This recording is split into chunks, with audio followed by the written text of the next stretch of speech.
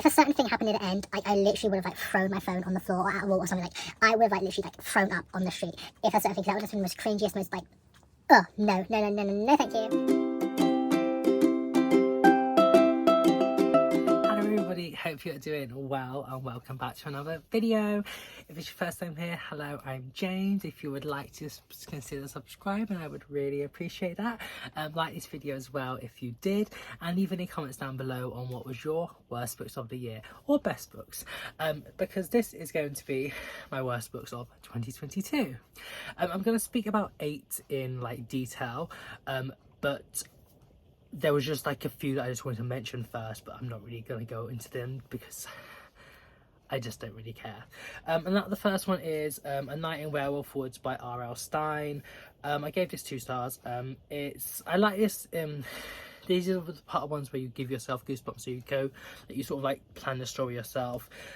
Basically, we go carry the main character, I do not know their name, goes to Woods World on an annual family holiday thing, but it turns out he's going to be stuck with his parents, friends, and then like needy son Todd. And then like the bullies of like this camp place take Todd's like little red box of something. I honestly do not care, do not remember, whatever. And then the main character is like, I'm gonna get it back. So yeah, and there's like werewolves and stuff. They said the plot was confusing, hard to follow, and just not very rational for the context. Obviously it's about werewolves, so it's not like rational really, but like writing wasn't good, characters all quite unlikable and wasn't realised, so not for me. And yeah, and I feel like the choices weren't really in your control, they were just like happening. So yeah, that's all I'm gonna say on that one. Honestly, wouldn't really recommend it. Then I'll talk about Zapped by Sherwood Smith. I gave it 2.5 stars. This is like a short fantasy, magical, contemporary-esque story where you follow the main character Laurel, and like it's in between middle school and high school, and she finds out she has like a power to like zap things to and from her. She starts school and is intrigued by a fellow student, Mercy, who she later learns also has powers too, and there's like a group as well that use their powers to try and find like the attacker of like another student. And yeah, I won't say any more. It was definitely intriguing from the start, and like the main character was like quite likable, and the characters were like okay, but then it just like kind of really went downhill. The trans storyline was just like strange. I really just didn't like get like why it was put into it. Yeah, just other things kind of irked me, and I was left with a lot of questions. I thought it would have been much better if it was a bit longer. I went into more detail about specific things. The writing and pacing was fine, a bit simplistic, but it is suited to like a middle grade YA audience. I was intrigued, but it definitely lost me as I went on, so yeah, wouldn't really recommend that. And also Hunted Down by Charles Dickens, like a little like short mystery story.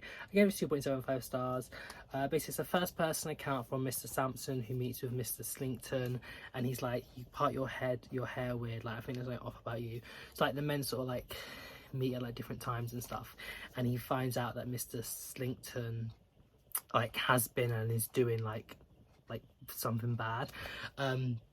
So he like sets out trying to hunt down the truth and stuff. And yeah, so the characters aren't really all that developed. It is a short story, so like you can't really expect it, but like I have seen it in others, so yeah. Level of analysis, the writing was okay but slightly lost, and I wasn't really know exactly what was happening at times. It's partially descriptive, but I did miss the Dickensian approach and characters.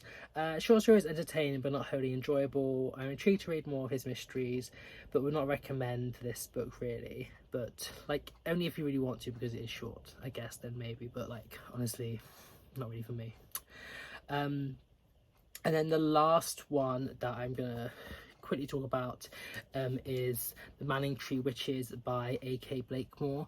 I gave this 2.5 stars, I guess. This is my first and only DNF like ever, I guess. Like a full-on DNF. I DNF'd it at literally like 50%, like I was literally right on the 50% mark.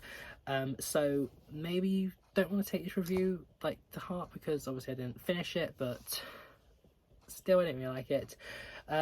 Basically we follow Rebecca in the town of Manningtree in Essex during the Civil War, like the English Civil War, like 1600s. And things are happening, and the residents begin to they're like a witch hunt-esque sort of like fear-mongering campaign against like certain women in the town. There's more to the story, but yeah, so the narrative changes from like first to third person like quite a lot, and like it's not really sure like which like the chapter is meant to be until like you've read a bit into it, so it was just kind of like quite confusing. And yeah, I just didn't really jam with the writing, characters or plot. It was all right, but I didn't like it. So yeah, I DNF'd that, and I'm so happy I did, because honestly, like if I just kept looking at it on my shelf, I'd have just been like, I need to finish it, but like I just wouldn't have enjoyed it. So yeah, now I'm going to go through my worst 8 from the least worst to the worst. So coming in at number 8, we have Good Girl by Anna Fitzpatrick. I got this as a pre-publication audio copy from NetGalley and Bespoke Audio Editions in exchange for an honest review. The plot follows Lucy, who is a mid-20s chaotic mess of a person. She's working at a bookstore but wants to pursue writing. She has sexual desires for a man to beat her, and just like into very like kinky like BDSM stuff in that department. She finds out about a 70s teen magazine called like Smash, I believe, and this ignites her like passion for like journalism and like writing and stuff, and she delves into the like the media world of the time, specifically the experiences of women. There's more to this, but I don't really care to explain it, so that's all I'm gonna say about the plot. It's just sort of like, yeah, because it wasn't really a plot, like it was, but like it was, yeah, I don't know. There are some interesting and important discussions on many topics like feminism, consent, BDSM, rough sex, women in media, female objectification of men, the reality of porn, friendships and others. These are okay, but nothing is fully explored or expanded on. I didn't really learn anything new or that insightful, really, personally. Lucy touches on like a relationship with her mum and like a childhood in some ways, but it's not deep enough to understand like why she has a preference for like rough like sexual acts, like being like beaten and like tied and verbally abused and like controlled and etc. Like I don't really know why, like it's never explained why she wants it. And yeah, I think it sort of gives the impression that like people can go into this sort of like relationship lightly, and I don't think it's like that's not really the best outlook on it, because like I feel like it is something that should be like discussed more. But yeah, I'm not like being like prudish or like kink shaming.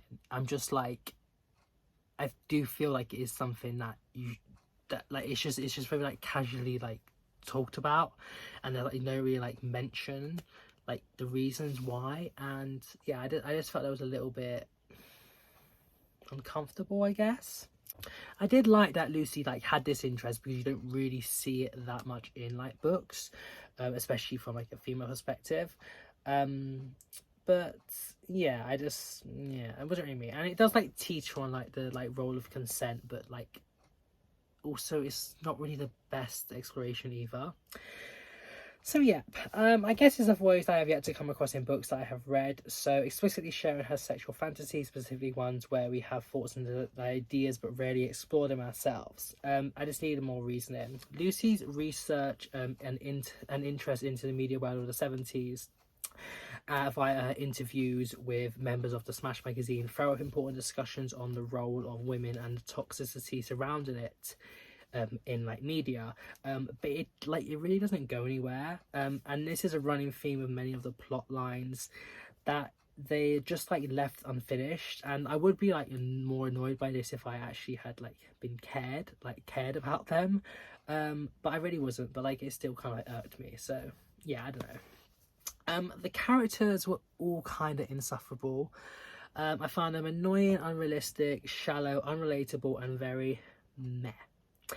Lucy did so many things that just like pissed me off. I was like, oh no, but I just almost like shake her and just be like why, like, oh my god, no, please. She didn't follow through with things, and I just didn't really care for her. Nora was like, she was the one that worked for her in the bookstore. She was just so unrealistic in my opinion. The way she speaks, her attitude and just everything was like so forced. Sasha is alright, she's a decent friend, and I agree with her morals in part, but I would say she was kind of jarring and hypocritical. She's her friend.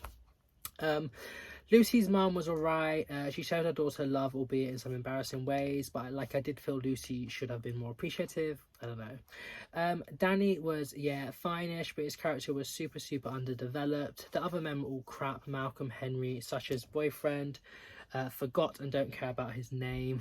The men she went to LA to speak to, forgot his name too, and just like they were all annoying, shallow and air. Nigel the dog was the only good character for obvious reasons. She was a dog. The writing was alright. I didn't find it like great or intriguing. I did laugh at a few things, but most of the humour or wittiness was rather forced and just not for me. The dialogue didn't flow and wasn't realistic. There are many times I felt super cringe and what was being said or happening, with like so many like eye roll moments. I was just like, oh my god, no, please. And if a certain thing happened near the end, like I literally would have like thrown my phone on the floor or at a wall or something. Like I would have like literally like thrown up on the street if a certain thing, because that would have been the most cringiest, most like, oh no, thank you. So yeah, so I'm happy it didn't, for the sake of my phone and like my embarrassment, I guess. Not really for like actually caring about the story. But yeah, that's all I'll say on the matter. I really wouldn't recommend it personally, but if it's something you're interested in, then maybe you might like it. It just really wasn't for me. And then coming in at number 7, we have Exciting Times by Nisha Dolan. This is the only book I still currently own. That's because I'm going to borrow it to my friend and I might give it a reread. I do want to reread it just to see if I can actually get like something more better from it. But from first initial glance, like reading, it's quite a big no from me. Yeah, so I really desperately wanted to read this book because like the themes, the setting, the plot and the writing style all like really drew me in, but it was mostly the comparison and likeness to Sally Rooney writing style, who I adore, and this really made me want to read it, but alas, I kind of hated it. I don't want to go on to yet, but let's go on to the plot. So it's Irish undergrad Ava teaches rich kids English in Hong Kong, has a relationship with a rich banker, Julian, who buys her stuff, and she's like questioning like, why do I let him buy me stuff? He leaves for a bit, and then she becomes infatuated with a woman, Edith, I believe her name is. They have like a relationship, and that's all I'm really going to say on the matter. Like, I don't really want to spoil it because, yeah. Let me talk about what I did like first, because I feel like there is something I did like. There'll just be some memorable quotes and snippets and impactful parts. The writing is good. For the most part, understandable, with somewhat lyrical or at least complex descriptions of things. It did have some witty and interesting takes in part that made me, like, laugh, I guess. The book also deals with quite a lot of topics like class, relationships, power dynamics, sexuality, with minor alludes to racism, which I'll get on in a second, among others, which is good, but I personally don't feel like it would dealt with the best. Like, they won't really like expand on, really. I don't know.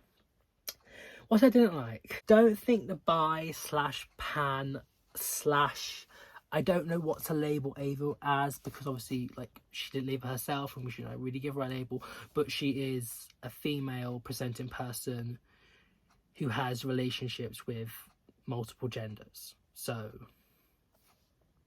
she's not straight or a lesbian. Well, she might be, but like, that's beside the point. I don't know. It didn't have that good like rep, like bi, pan / the rep, because Ava is like, she's cheating on her partners, and this is like a big stereotype of like the bi community, where like they sort of like think they're like greedy, or like they just like cheat and then just like playing the field and stuff, and like I just feel like it's just a bad like portrayal of this sort of like character and like relationships. And yeah, also racism can be alluded to in the way Edith's mum treats her probably Southeast Asian helper, where in Hong Kong this like inter-Asian racism is like a big problem. And Dolan mentions it like very slightly, but it isn't like extrapolated on like at all. It's like just like put in, but like it's not really explained or like dealt with. And yeah, furthermore, many of the Asian characters fit the stereotype, like the children Ava teachers being typical Asian tiger kids, like who don't really want to learn English but are made to, and are described as like copycats. And Edith also fits this like persona, and her mum is like just a typical like Asian tiger mum. So yeah, so for a book set in Hong Kong, it didn't have good Asian rep, and it literally could have been set anywhere, and it just didn't like it didn't really take advantage of its setting to like any benefit. I just felt like it was just chosen as a place, but with no real like consideration of the people that was actually going to be there and represented in the book. Characters, I honestly didn't like any of them, and it wasn't in like an intriguing villain kind of way. It was more like I honestly could not care less what happens to you. So yeah, they weren't developed. They are very shallow, with certain characteristics being repeated too much. An example with Julian, like his bankerness, his richness, his Oxford graduateness, his whiteness, and so on. Just like so many things, just like overemphasized. I'm just like, I honestly do not care about these things. Like, you've told me this enough times. Like, I want to actually know like what is he like actually like inside. I just didn't get it. He's also just not a very nice person anyway, Julian. Ava too is just very meh, and Edith is the best, but is also bordering on nice. So yeah, I cannot really elaborate without like lying to you. Like, I can't say she was the best, because like, she was the best of a bad bunch, I guess.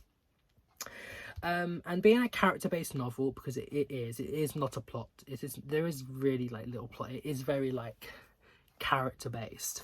You kind of need to have complexity and lovableness to like keep you intrigued and wanting to read on, but it did not have this at all for me. I really didn't enjoy reading this book, and I did feel like I was being forced to read it. Writing makes Sally Rooney look subtle, like, and that is saying a lot. Like, that says a lot. It definitely gave me, I'm flexing my English degree, I know a lot of big complex intellectual words, and I don't care if you don't know them, and I'm a confuse you kind of vibe. It is very pretentious, very pretentious. This isn't always a bad thing, because if you have big brain energy, then like, yeah, you can like understand it and stuff. But I don't have it to Tanisha Dolan's extent, I guess. And that's not just me being like, oh, it's only for like big brain energy people. Because I can read books like that and get things from them. But this was just, it was just too showing offy and like too pretentious in my opinion, I think.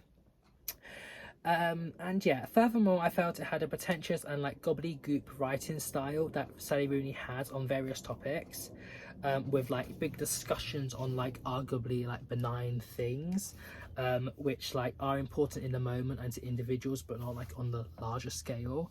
Like, my brain always like fuzzles when I like try and like think about like this sort of like writing style, but it didn't have any like real cusp or like meaningfulness to it, and like no like real lasting impact. It's just like effort was put in, but like nothing was gained.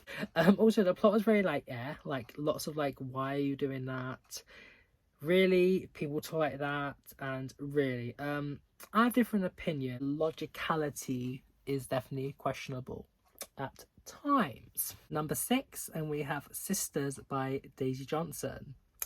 I didn't really like this book, to be honest. It started out okay. It was a bit too descriptive, not in like a transportative way, but more like, oh, more details, yay. But like, really, it's like, I honestly, whatever. Which I guess the denseness did die down as it went on. But yeah, it was too much backstory, plot kind of, and about the sisters' relationship, not the sinister unfoldings, with a lot less emphasis on the noises, the lights flickering, the lack of sleep and endless dreams, which I was promised in the summary, like the blurb bit. I thought it was going to be like a spooky tale, but it wasn't. It was more about just like the relationship and stuff, and like it wasn't marketed like that. So it definitely, it gave me false hope. And yeah, like if it had been marketed as what it was, then I wouldn't have had as bad experience or like review, I guess, of it. But it wasn't told to me what it was about. Yeah, it just didn't give what it was stated. Not to spoil the plot at all, but the main twist I did like predict like quite early on. So I was like, yay, I got it right. But like, it didn't shock me at all. The writing is okay, but it changed quite a bit, and there was lots of like small sentences and then long ones. It's readable and you can follow it, but it is kind of irritating. There was no quotation marks, which does irk me, but at least they are on separate lines, unlike Miss Rooney. The characters are unlikable, unrealistic, and not just, there's like really not much like logic like put into them, in my opinion. Towards the end, the plot seemed a bit rushed, like you really did, with lots of small paragraphs that were just like really kind of like confusing to like follow. I didn't like how it wrapped up. Quick plot summary. Oh yeah, because I thought I should have done this actually earlier. Two sisters and their mum move to their aunt's rental home, which is kind of like run down. The mum is depressed and absent. Sisters have a weird relationship, with September controlling all of July's life. They're the two sisters. They explore the house and area, think back to childhood and the incident. Now in number 5, we have A Guy for Christmas by Casey Wells. Now we're going into my 2-star reads. This was such a hard and long, not the only thing, I hate myself, book to get through. The plot. Robin wants to lose his virginity around like Christmas time, and he's like gay. He's like 18, and he falls for like a teacher from his school, but he never actually taught him, and he's just like graduated from the school, but he's still a bit like I don't know, a little bit like cringy and weird. And Dean, he's like quite nice, but like yeah, and then it's just sort of like the relationship budding and stuff, and yeah, that's all I'm saying about the plot, because I honestly do not care. And I have read books with sex scenes in, and they've been okay, because it's not really been the primary focus. But this was my first experience with actual like smut, and I was really not interested in it. I was only like interested in like the romantic cutesy parts, and these were like sort of like glossed over quite like a few times. Like there was a certain bit where he said that he didn't like they talked the whole way from like a journey from wherever, Lake Placid to New York, and they got to know each other so much, but like none of that was shared. And I was like, what, like the actual, like why not? Like that's what I was wanted from the moment they said that they was going to go on this road trip, not a road trip, like a journey, a trip or whatever. I was like, oh my god, give me the car vibes. I want to know what's happening in the car when they're like talking and stuff. Like that is what I was like. I was literally holding out for that, and then it was just like glossed over. And she had the audacity to go and say that like the character said, oh, I didn't get to like know you so much like in this time and stuff. I was like, hun, why? Like just give me the info. Oh my god, no. Yeah. The XXX hanky panky devil's tango scenes are like clearly what the author placed more like attention on. They're written right, but they are very repetitive and just not to my taste. It was just a bit like, I honestly do not care. There are quite a few other issues I had with the plot, content and writing. The characters were okay but not developed. I didn't really care to write more of this review, so look over my notes. I have like a whole thing of just like notes, and there's also I'm just like 18-year-old twins wrestling, like 18-year-olds wrestling, and like the like relationship with like the twins is just like, you really talk about that stuff? Like, okay. And yeah, and like there's just so many italics. I'm just like, oh my god, like why is there so many italics? Like you don't have to emphasize every single word. Like, oh my god. Yeah, I didn't like it. If you didn't guess. Number 4, and we have The Scarlet Letter by Nathaniel Hawthorne. This I think was my first like proper like classic I read. The story was okay. And a novel did follow a rather straightforward path, where it starts with Hester and her baby, like with her baby. She's being released from prison where she served a sentence for adultery. She is made to stand on a scaffold, like thing in front of like the town in New England, bearing a big scarlet letter. Oh, hey, I just. Oh.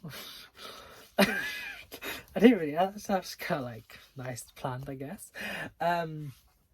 Upon her chest, showing that she was like an adulteress, and the townspeople of like this Puritan Boston all like gawk at her and just like ill. And then the Reverend Dinsdale pushes her to reveal the baby's father. She's like, "Who are you?" And in the distance, in the marketplace, she sees her like husband, who was captured by Native Americans, and he tells her to not reveal like his identity to the town, and then he then visits her in prison, saying that he forgives her, I believe, and like reinvents himself as Roger Chillingworth, who's like a physician, wants to find out who the baby's father is. Hester then moves to a little cottage outside of town a bit and decides to make a living doing needlework and helping the poor with her child, Pearl, as like she's growing up. More goes on, and Hester and Dinsdale meet in the forest where she shares his guilt and how he's an unhappy man. They both forgive each other and blah blah blah blah. And then they're like, oh, let's like go back to England together. And then Dinsdale makes his way to town, and now Chillingsworth discovers that he's the father. And then a few days after, it's election day, and Dinsdale makes like a big speech and comes out onto the scaffold, reveals that he's like sin is in public, and like dies. And then Hester and Pearl then leave the colony. Oh, we don't know what happens. And then Hester returns like later, still bearing the Scarlet A, and her grave is placed next to Dinsdale, but not too close. That's like, oh my god. Yeah, so I think that's the plot, but I wasn't entirely sure. And it is very simplified, unlike Hawthorne did it. I think it's generally okay, but it could have been nicer, I guess. The narrator, Hester, and other people, like how they talk about Pearl as like an elf child or a witch child, talk about like this baby and like these very other names. It's just horrible. Like, she is a baby, and then like she's like a little girl, and she's like growing up, and like her whole life she has like been made to feel othered, and it's just like, oh no. And like her own mother like says these horrible like names to her, and I'm just like, Hester. Yeah, so I thought she was very disadvantaged and discriminated against. And yes, at the time, children born out of wedlock were like viewed as like lesser, but I just couldn't jam with it like at all. And it was hailed as being quite revolutionary at the time, but I didn't really feel like it was, and it wasn't like inspiring to women as I thought it was supposed to be. I thought it was going to be like a bit more like taking ownership and stuff, but like, yeah, I don't know. Mentions of morality, sin, and ownership of it are again okay, but I don't know. What I disliked most though was the actual writing style, with like these paragraph length sentences with like containing like syntax after syntax, and like loads of different like messages within, and I'm just like, it's not unreasonable, but it's certainly hard to read. And I was an inexperienced reader of classics at the time. I still kind of am, and I do definitely feel like Hawthorne wasn't a great place to start, but either way I did not like it, so yeah. Number 3, we have Death of a Salesman by Arthur Miller. And just a really quick pre-review note, I know this is a play and it is supposed to be portrayed this way and like on a stage and stuff, so like the seamless transitions and stuff might have been like more impactful than just like reading it, but I haven't seen any adaptations, and I definitely do not plan on doing so. It says a well-written and theorized critique of capitalism and this so-called American dream. We follow the Lohman family, Willie, Linda, and their two grown-up children, Biff and Happy, and other characters as well. The main story takes place over 2 days, starting with Willie coming home early to find his children have come to like see him. Obviously, like, tired and like worked out from his job as a traveling salesman, but he like tries to like hide it. He talks with Biff about his life, and then like with Happy as well, and they think of like a plan of like going like into business together. And Woody is like, oh my god, this dream is gonna work out, yes. Where Biff lies out that he isn't and will never be the man his father dreams he could be. And he's like always struggled with like jobs and like life from a young age, with this like notion of like you will have everything, and like basically like you're the shit sort of like ideology. And yeah, and like it's been like driven into him, but like he's made him like really like unresponsive to actual like orders, and then like fails as a result. He says he's going to leave and that the family not need to worry about him anymore, and yeah, a lot more happens, and there are like flashbacks, like side plots and characters, but that is sort of like the basic plot of the play, I guess.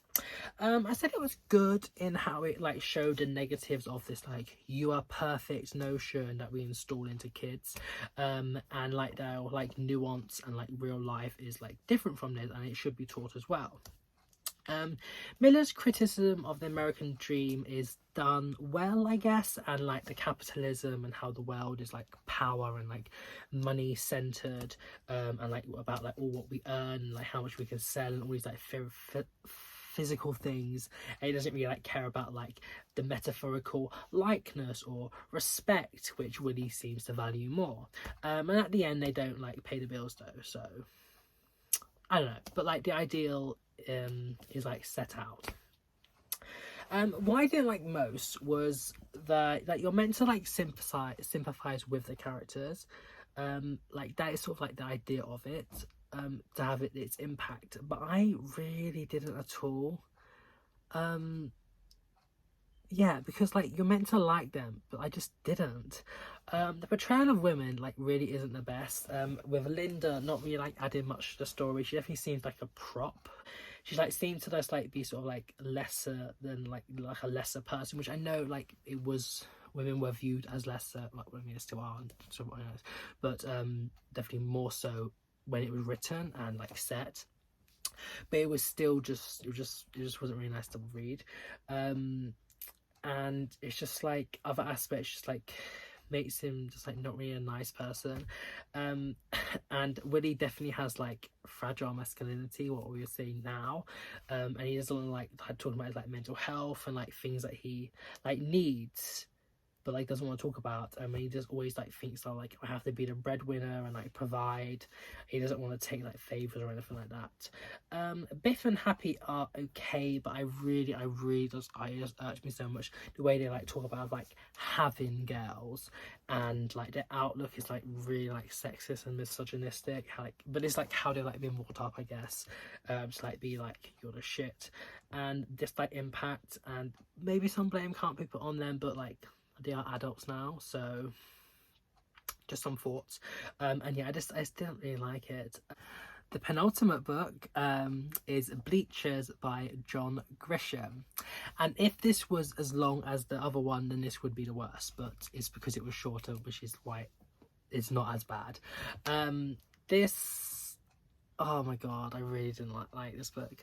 I went into this book with low expectations of it being like a great book or one that I would really connect with and enjoy, and it really surprised me by being worse.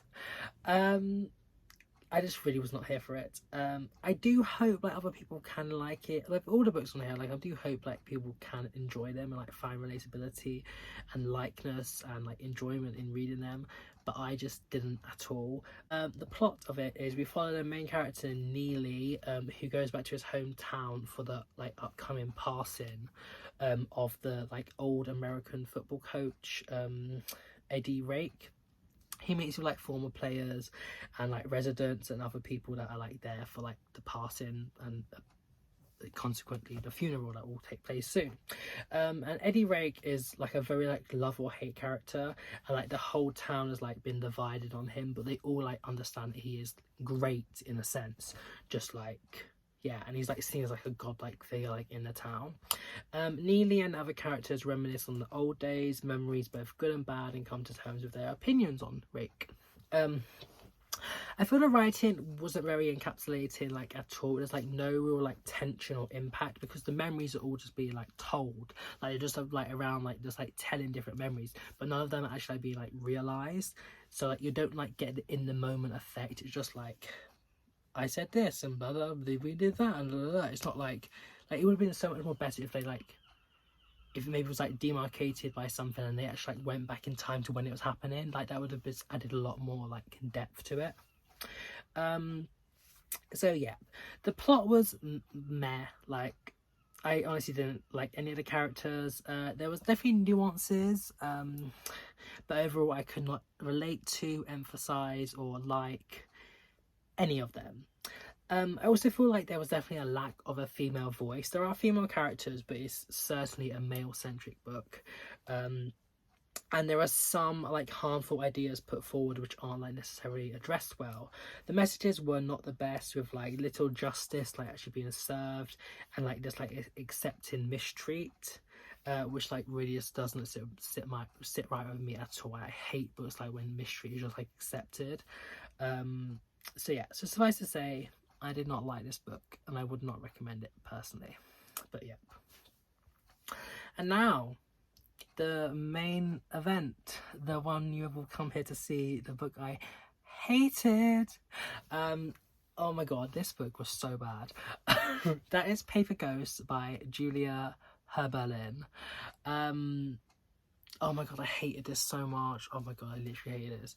So I did not like jam with this book like at all. There were like so many times I was just like, I'm gonna DNF this, I'm gonna DNF this, and I kind of so wish I did, so I didn't like put myself through this like crap. But I grudgingly got through it. I read up to about like halfway, and then I sort of like skim read the rest of it.